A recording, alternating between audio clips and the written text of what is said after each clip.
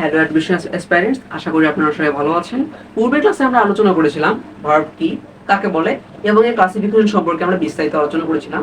আজকের ক্লাসে আমরা আলোচনা করব ভার্বের একটি খুবই গুরুত্বপূর্ণ ফর্ম, পজিটিভ ভার্ব, বাংলায় যাকে বলা হয় হচ্ছে প্রযোজক ক্রিয়া। ওকে, দেন পজিটিভ ভার্ব প্রযোজক ক্রিয়া কাকে বলা হয়? কোন একটি বাক্যে কোনো একজন কর্তা যখন তার নিজের কাজ নিজে না করে অন্য একজন কর্তাকে দিয়ে করিয়ে নেবেন, তখন সেই ক্রিয়াটিকে বলা হয় প্রযোজক ক্রিয়া, যাকে ইংরেজিতে বলা হয় পজিটিভ ভার্ব এবং বাংলা ব্যাকরণে বলা হয় প্রযোজক ক্রিয়া। তো এই উদাহরণ কি হতে পারে? যেমন মা শিশুকে চাঁদ দেখাচ্ছেন এবং সাপুরে সাপ খেলাচ্ছেন। এখানে চাঁদ দেখার কাজটি মা নিজে করছেন না, শিশুকে দিয়ে করাচ্ছেন, এবং সাপ খেলার কাজটি সাপুরে নিজে না করে সাপকে দিয়ে করাচ্ছেন। এখানে খেলা এবং চাঁদ যে দেখা, এই দুটি হচ্ছে প্রযোজক ক্রিয়া। ওকে, তো আমাদের অ্যাডমিশন পরীক্ষাতে এবং বিভিন্ন প্রতিযোগিতামূলক পরীক্ষাগুলোতে খুবই গুরুত্বপূর্ণ, আমরা বিভিন্ন রকম পজিটিভ ভার্বের ব্যবহার দেখতে পারি, বাট খুবই গুরুত্বপূর্ণ কিছু পজিটিভ ভার্ব হচ্ছে have, get, make, let, help.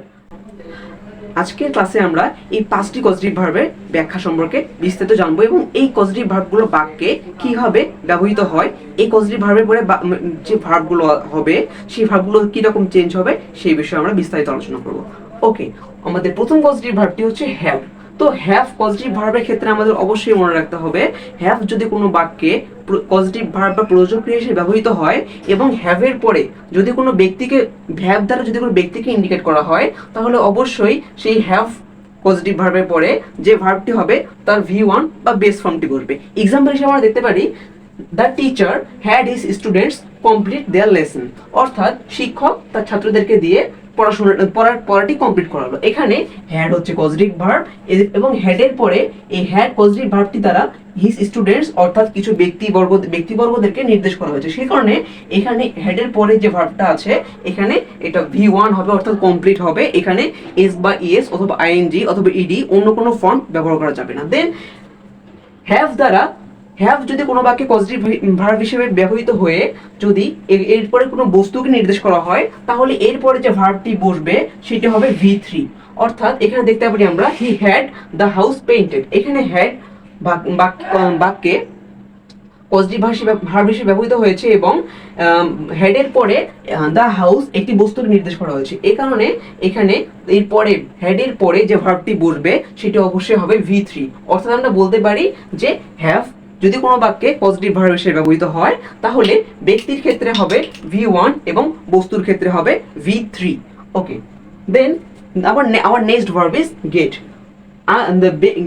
আমাদেরকে গেট যখন কোনো একটি বাক্যে পজিটিভ ভার্ব হিসেবে ব্যবহৃত হবে, যদি গেট এর পরে কোনো ব্যক্তিকে নির্দেশ করা হয় তাহলে তার পরের ভার্বটি হবে 2 + V1 এবং গেটের পরে যদি কোনো বস্তুকে নির্দেশ করা হয় তাহলে তার পরের ভার্বটি হবে V3। অর্থাৎ গেট যদি কোনো বাক্যে পজিটিভ ভার্ব হিসেবে ব্যবহৃত হয় তাহলে তারপরে ব্যক্তি থাকলে হবে 2 + V1 এবং বস্তু থাকলে হবে V3। এক্সাম্পল হিসেবে আমরা দেখতে পারি I will get an electrician to mend this computer. Okay, এখানে গেট পজিটিভ ভার্ব হিসেবে ব্যবহৃত হয়েছে এবং এরপরে একজন ব্যক্তিকে নির্দেশ করা হয়েছে। তো গেটের পরে ব্যক্তি রয়েছে, তাই এর পরে যে ভার্বটি হবে সেটি হবে 2 + V1।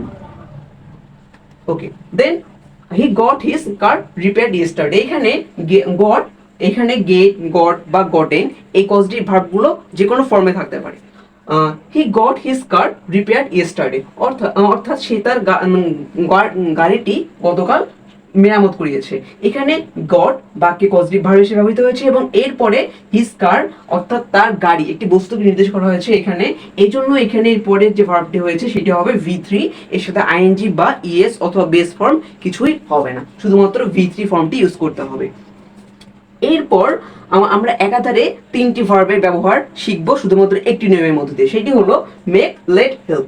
এই 3টি ভার্বই বাক্যে পজিটিভ ভার্ব হিসেবে ব্যবহৃত হতে পারে এবং আমাদেরকে মনে রাখতে হবে যে মেক, লেট, হেল্প যদি কোনো বাক্যে পজিটিভ ভার্ব হিসেবে ব্যবহৃত হয় তাহলে এরপরে ব্যক্তি বা বস্তু যেটাই থাকুক না কেন তারপরে অবশ্যই V1 হবে। অর্থাৎ আমরা ভার্বের সাথে মেক, লেট, হেল্প যদি কোনো বাক্যে পজিটিভ ভার্ব হিসেবে ব্যবহৃত হয় তাহলে আমরা ভার্বের সাথে এর পরের ভার্বের সাথে আইএনজি যুক্ত করতে পারবো না, ইএস যুক্ত করতে পারবো না বা এর পাস্ট পার্টিসিপেলও করতে পারবো না। এক্সাম্পল হিসেবে আমরা দেখতে পারি Tushar makes his students understand English grammar.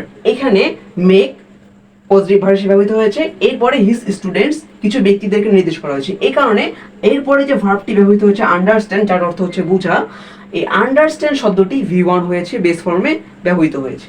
এরপর যদি আমরা এক্সাম্পলটা যদি দেখি, Mashiur made the whole system run successfully.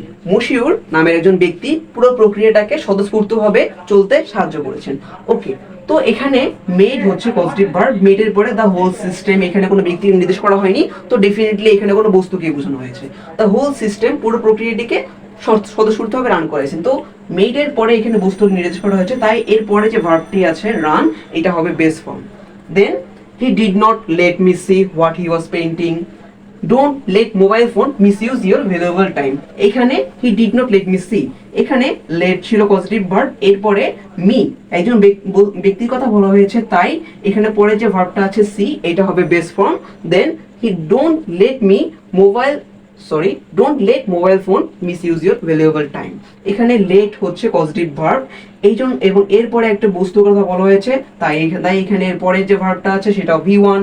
দেন আমরা দেখতে পারি mother helps us do our works within time. তাহলে এখানে হেল্পস পজিটিভ ভার্বের কাজ করেছে, তা এবং এরপরে রয়েছে ব্যক্তি রয়েছে, এবং এর পরের ভার্বটি হয়েছে V1। Then he help me find the right way.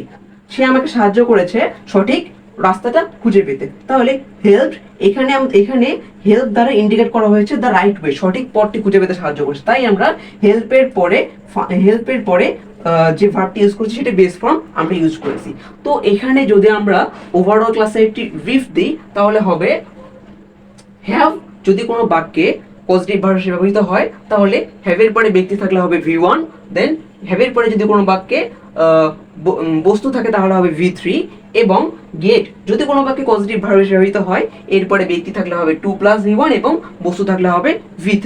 এবং third last and the most easiest way is make let help. এই তিনটি ভার্ব যদি কোনো বাক্যে পজিটিভ ভার্ব হিসেবে ব্যবহৃত হয়, তাহলে এরপরে ব্যক্তি বা বস্তু যেটাই থাকুক না কেন, এরপরে যে ভার্বটি হবে সেটি হবে V1 অর্থাৎ বেস ফর্ম। এর সাথে ING, ES অথবা V3 কোনো ফর্মই ব্যবহার করা যাবে না। আশা করি আজকের এই ক্লাসে আপনাদেরকে পজিটিভ ভার্ব সম্পর্কে একটি ধারণা দিতে পেরেছি, এবং আজকের নিয়মগুলো অনুসরণ করলে আপনাদের পরবর্তী জীবনে আশা করছি পজিটিভ ভার্ব নিয়ে কোনো প্রবলেম হবে না। ইংরেজি গ্রামার এবং ভার্ব রিলেটেড যদি আপনাদের কোনো প্রবলেম থাকে, অবশ্যই আমাদের পেজে কমেন্ট বক্সে কমেন্ট করবেন, এবং অ্যাডমিশন অ্যাসপিরেন্টস পেজটিকে ফলো দিয়ে আমাদের সাথে থাকবেন। ধন্যবাদ।